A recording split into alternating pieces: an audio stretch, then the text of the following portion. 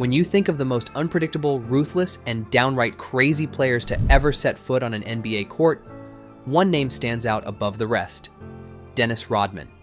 With his eccentric behavior, outlandish style, and relentless pursuit of every loose ball, Rodman was a player like no other.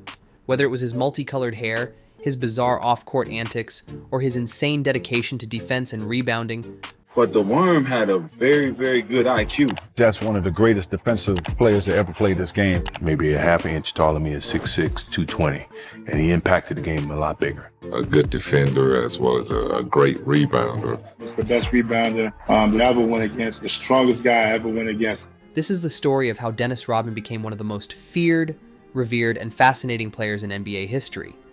A player who was as insane as he was brilliant. Dennis Keith Rodman was born on May 13th, 1961, in Trenton, New Jersey. But his path to basketball stardom was anything but straightforward. Rodman's early life was marked by struggle and uncertainty.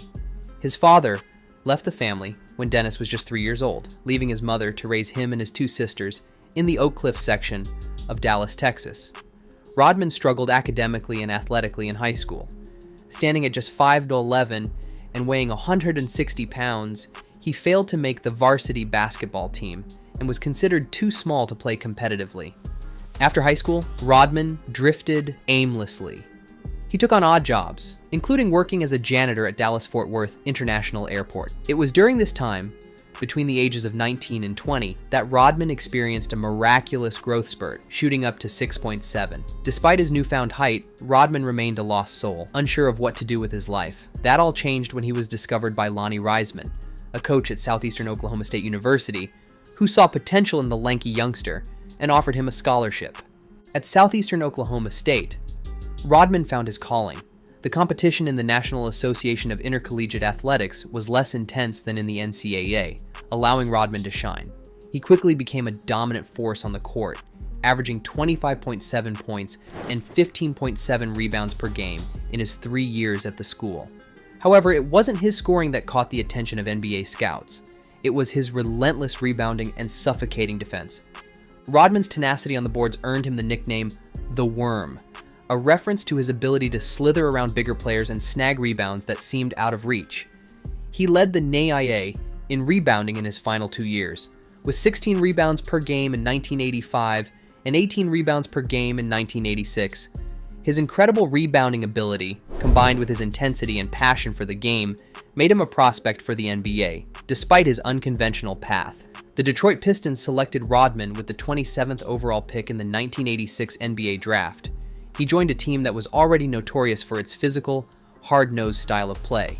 The Pistons, led by Isaiah Thomas, Joe Dumars, and Bill Laimbeer, were known as the bad boys of the NBA, and Rodman fit perfectly into this rough-and-tumble environment.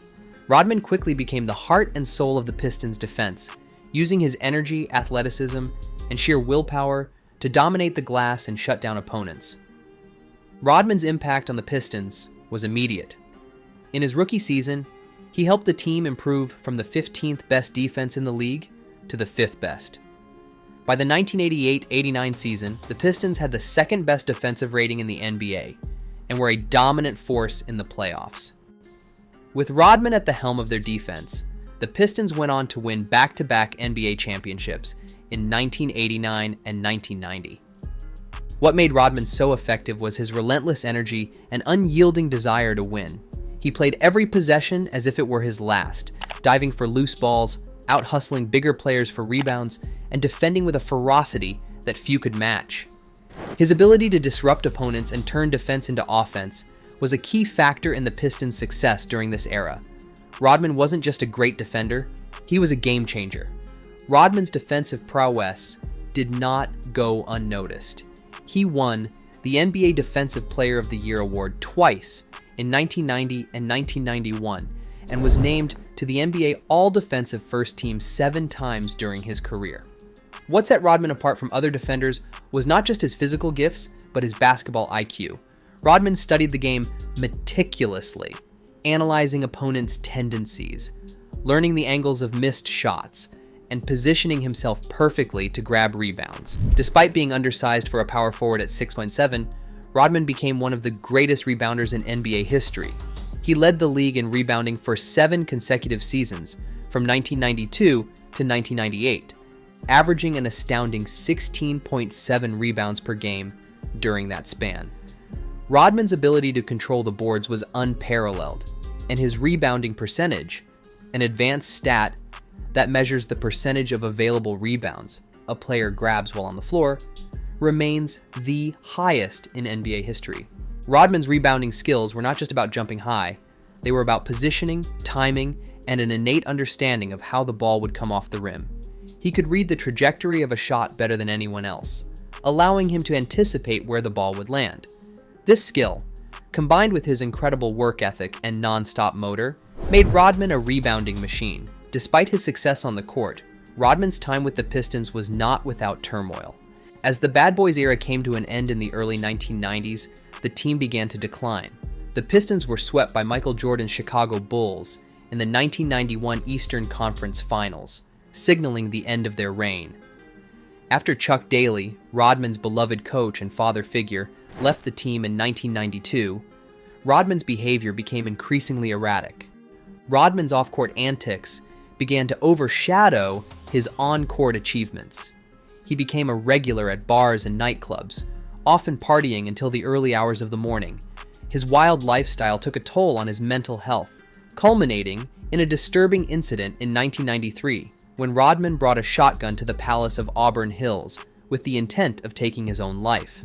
Thankfully, Rodman fell asleep in his car before carrying out the act, and he was found and comforted by NBA reporter Craig Sager, who convinced him to seek help. Realizing he needed a change, Rodman demanded a trade from the Pistons. He was eventually traded to the San Antonio Spurs in 1993, marking the beginning of a new chapter in his career. Rodman's time with the San Antonio Spurs was marked by both brilliance and controversy. On the court, Rodman continued to dominate the boards, leading the league in rebounding in both of his seasons with the Spurs. He formed a formidable defensive duo with David Robinson, the 1995 NBA MVP, helping the Spurs to a 62-win season and a deep playoff run. However, Rodman's behavior off the court became increasingly erratic. He began to dye his hair in a variety of wild colors, got numerous tattoos and piercings, and became infamous for his outrageous antics. Rodman's relationship with the Spurs was strained, particularly with head coach Bob Hill, whom Rodman publicly criticized. Despite his contributions on the court, Rodman's unpredictable behavior led to numerous suspensions and eventually his departure from the team. Rodman's time in San Antonio highlighted the duality of his personality. On one hand, he was a basketball genius, a player who could dominate games without scoring a single point. On the other hand, he was a volatile and unpredictable figure whose off-court behavior often overshadowed his on-court brilliance. The Spurs were unable to harness Rodman's talents fully, and after a disappointing playoff exit in 1995, Rodman was traded to the Chicago Bulls. In 1995, Dennis Rodman joined the Chicago Bulls, a team that was already stacked with talent, including Michael Jordan and Scottie Pippen. Many questioned whether Rodman's wild personality would mesh with the disciplined approach of head coach Phil Jackson and the intense competitiveness of Jordan. However, the gamble paid off, as Rodman became the missing piece that propelled the Bulls to one of the greatest runs in NBA history. Rodman's ability to dominate the boards and play lockdown defense was exactly what the Bulls needed. Despite his off-court antics, such as disappearing to Las Vegas in the middle of the season, wrestling with Hulk Hogan, and showing up to games in outlandish outfits, Rodman delivered on the court. He led the league in rebounding each year he was with the Bulls, and played a crucial role in their 3 consecutive NBA championships from 1996 to 1998. Rodman's performance in the 1996 NBA Finals against the Seattle Supersonics was legendary. He grabbed 11 offensive rebounds in 2 separate games, setting a finals record and helping the Bulls secure the championship. His ability to frustrate opponents, particularly Karl Malone, in the 1997 and 1998 finals was a key factor in the Bulls' success. Rodman's defense on Malone, who outweighed him by nearly 50 pounds, was nothing short of remarkable. Phil Jackson's management of Rodman was also a crucial factor in the Bulls' success. Jackson recognized that Rodman needed space to be himself, allowing him to express his individuality while still holding him accountable on the court. Jackson's famous triangle offense was a perfect fit for Rodman, who quickly grasped its principles and used his basketball IQ to contribute in ways that didn't always show up in the box score. When Dennis Rodman retired in 2000, he walked away as one of the greatest rebounders and defenders in NBA history. He finished his career with 5 NBA championships, 2 Defensive Player of the Year awards, and 7 rebounding titles. Rodman's rebounding numbers are particularly impressive considering that he was often matched up against taller, stronger opponents.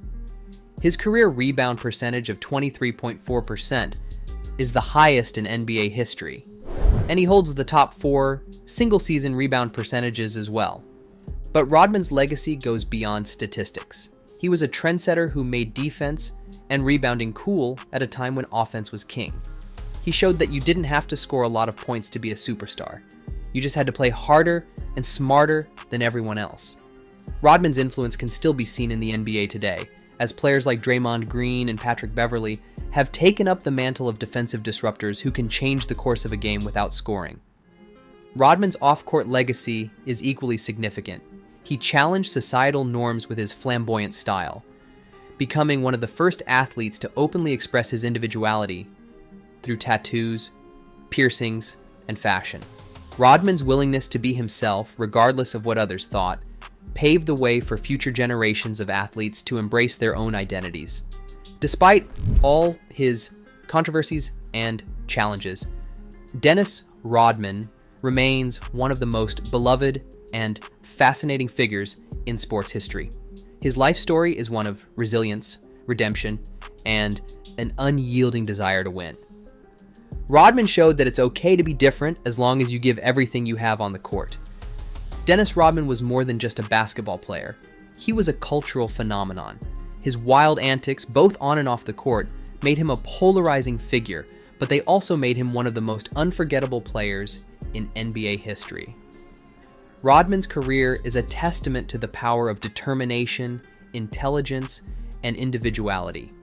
He played the game his way, and in doing so, he changed the game forever. As we look back on Dennis Rodman's legacy, it's clear that his impact on the NBA goes far beyond his statistics. He was a defensive mastermind, a rebounding machine, and a player who could change the course of a game with his energy and passion. Rodman's story is one of triumph over adversity, of finding one's place in the world, and of never being afraid to stand out. And while his methods may have been unconventional, there's no denying that Dennis Rodman was one of the most ruthless, insane, and brilliant players the NBA has ever seen.